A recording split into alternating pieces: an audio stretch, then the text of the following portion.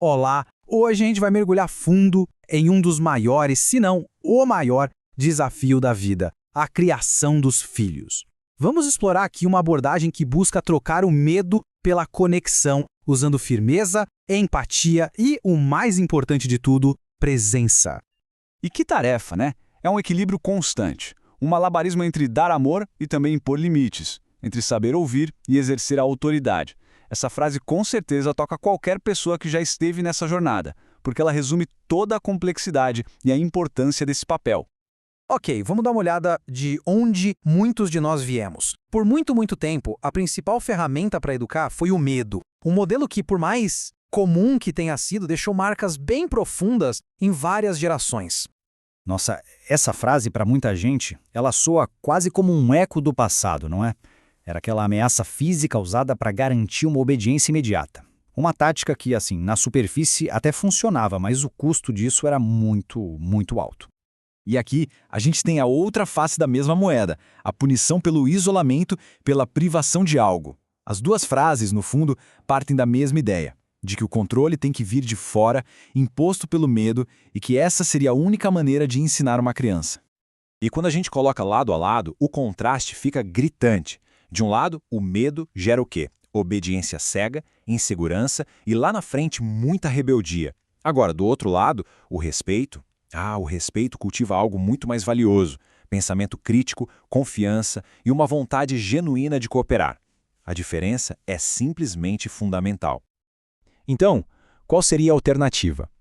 Existe um caminho do meio? Um que não seja nem autoritário demais, nem permissivo demais? Sim, existe. Um novo caminho que busca construir junto, em vez de só controlar. E o coração desse novo caminho é justamente este conceito: firmeza com empatia. E olha, é crucial entender isso bem. Não se trata de não ter regras, de deixar fazer tudo, muito pelo contrário. Trata-se de aplicar as consequências de uma forma respeitosa, sem nunca atacar a dignidade da criança. E este ponto aqui é simplesmente brilhante, o objetivo muda completamente. Em vez de criar um robozinho que só obedece ordens, o foco passa a ser formar um ser humano que pensa. Quando uma criança entende a lógica e o cuidado que existem por trás de uma regra, ela internaliza aquele valor. E é isso, no fim das contas, que forma o caráter. Tá, a ideia é ótima, a gente entendeu. Mas como é que a gente coloca isso em prática no dia a dia? Vamos ver agora quais são os pilares que sustentam essa abordagem, os ingredientes essenciais para a gente conseguir educar sem medo.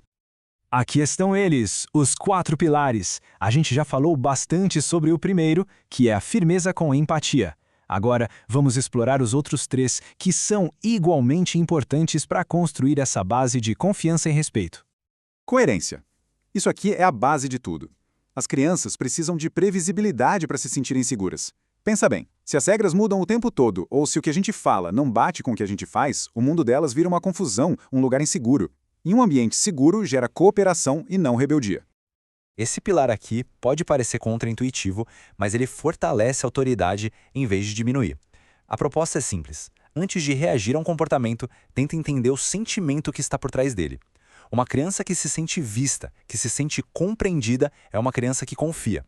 E quem confia, escuta. Essa pergunta nos leva direto para o último pilar, e ela convida a gente a uma reflexão bem profunda. Porque, vamos ser sinceros, muitas vezes a nossa reação explosiva tem muito menos a ver com o comportamento da criança e muito mais a ver com o nosso próprio estado interno. E aqui está a resposta. Cansaço, frustração, as pressões do trabalho, do mundo, tudo isso transborda. Cuidar da própria saúde emocional não é egoísmo de jeito nenhum. É uma parte indispensável do processo de educar. É aquela história da máscara de oxigênio no avião, sabe? A gente precisa colocar a nossa primeiro, para depois conseguir cuidar do outro. Bom, com todos esses pilares em mente, a gente chega ao verdadeiro objetivo dessa jornada toda. E já adianto, não é ter filhos que nunca erram ou que são perfeitos.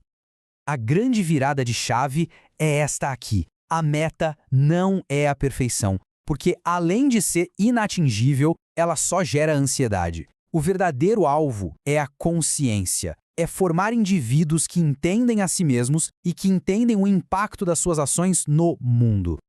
E o que significa ser uma pessoa consciente? Significa saber pensar por conta própria. Significa saber sentir, validar e nomear as próprias emoções. Significa entender que errar faz parte do aprendizado e que sempre dá para recomeçar. E, acima de tudo, significa respeitar os outros, porque o respeito foi a língua que se falou em casa.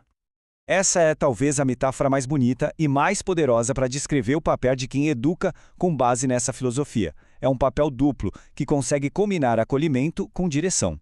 A ideia é ser os dois ao mesmo tempo. O porto seguro é aquele lugar onde a criança encontra calma, encontra aceitação.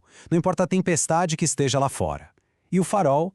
Bom, o farol não controla o barco, mas ele ilumina o caminho, mostrando as direções possíveis com firmeza e com confiança. E a gente termina com essa reflexão. Educar sem medo é um ato de coragem, é um ato transformador. Já parou para imaginar o impacto de uma geração inteira criada para pensar, para sentir e para agir com base na confiança e no respeito e não no medo? Fica aí a pergunta para a gente pensar.